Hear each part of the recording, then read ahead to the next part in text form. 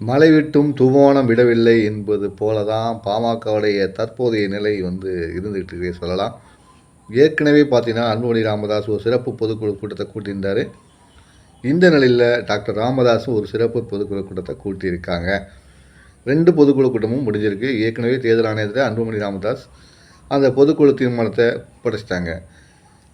ராமதாஸ் அவர்கள் கூட்டிய பொதுக்குழுவில் என்னென்ன தீர்மானங்கள் நிறைவேற்றாங்க, என்னென்ன பிரச்சனைகள் இருந்துன்னு பார்த்தீங்கன்னா ரொம்பவே பிரளயமாகவே நடந்ததுன்னு சொல்லலாம். பல பிரச்சனைகள் ஊற்றி பேசினாங்க. குறிப்பாக டாக்டர் அன்புமணி ராமதாஸ் மீது 16 வகையான குற்றச்சாட்டுகளை இந்த கூட்டத்தில் முன் வச்சிருக்காங்க. உதாரணத்துக்கு டாக்டர் ராமதாஸ் அவர்களுடைய ஆணைப்படி செயல்படாது ஒன்று, தனித்து பொதுக்குழு கூட்டத்தை செயற்குழு கூட்டத்தை கூட்டியது, மக்கள் மத்தியில் பேரணி என்ற பெயரில் சென்றது, டாக்டர் ராமதாஸை அவமரியாதை செய்தது, இப்படி பல விஷயங்களை அதில் சொல்லியிருக்காங்க. உரிமை மீறல் பிரச்சனைகளை கொண்டு வந்திருக்காங்க. குறிப்பாக அன்புமணி ராமதாஸ் நடத்திய அந்த பொதுக்குழு கூட்டத்தில் ராமதாஸுக்கு ஒரு இருக்கை போட்டு அதில் ஒரு படம் வைக்கப்பட்டு சில விஷயங்கள் பண்ணப்பட்டது குறித்தும் வேதனையோடு இந்த பொதுக்குழு கூட்டத்தில் ஜி.கே. மணி தெரிவிச்சிருக்காங்க. ஸோ இந்த மாதிரி விஷயங்களில் என்ன முடிவெடுக்க போகிறாங்க, அன்புமணி ராமதாஸ் நீக்கப்படுவாரா அப்படின்னு கருதப்பட்ட நேரத்தில் அது பொதுக்குழு அந்த தீர்மானம் நிறைவேற்றப்படலை. அதே நேரத்தில் கூட்டணிக்கான அதிகாரம், தேர்தலை சந்திப்பதற்கான அதிகாரம் என்னிடமே இருக்கிறது என்று ராமதாஸ் அவர்கள் கூறியிருக்கிறார். மேலும் பார்த்திங்கன்னா ஒரு முக்கியமான விஷயத்தை அதில் பதிவு பண்ணியிருக்கார். இதில் தான் ஹைலைட்டாக பார்க்கணும். என்னென்னா, கலைஞர் என் நண்பர், அவர் தான் இடஒதுக்கீடுலாம் எங்களுக்கு கொடுத்தாரு, பிற்படுத்தப்பட்ட மக்களுக்கெல்லாம் கொடுத்தாரு.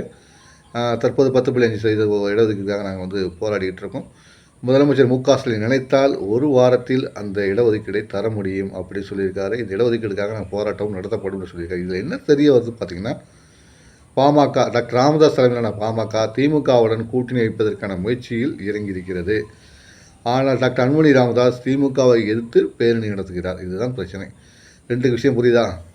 திமுகவை எதிர்த்து அன்புமணி ராமதாஸ் பேரணி நடத்துகிறாரு. திமுக ஆதரவாக டாக்டர் ராமதாஸ் கருத்தரிக்கிறார். இந்த 2 விஷயத்தில், கூட்டணி தொடர்பான விஷயத்தில் தான் அவங்க கட்சிகளே பிளவு வருது. ராமதாஸுக்கு அவர்களுக்கும் அன்புமணிக்கு இடையிலே ஒரு பிரச்சனை வருது.